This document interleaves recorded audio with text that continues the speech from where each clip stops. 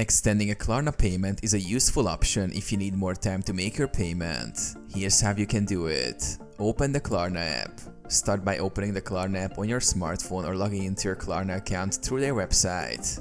Go to the Payment section. In the app, navigate to the Payments or My Purchases section. This will show you all your ongoing and upcoming payments. Select the payment to extend. Choose the specific order or payment you need to extend.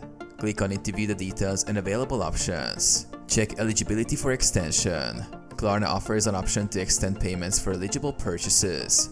Look for the option labeled Extend Due Date or Extend Payment. Request an extension. Click on the extension option and follow the prompts. Klarna may allow you to extend a payment by 10 days or more, depending on your order type and payment plan.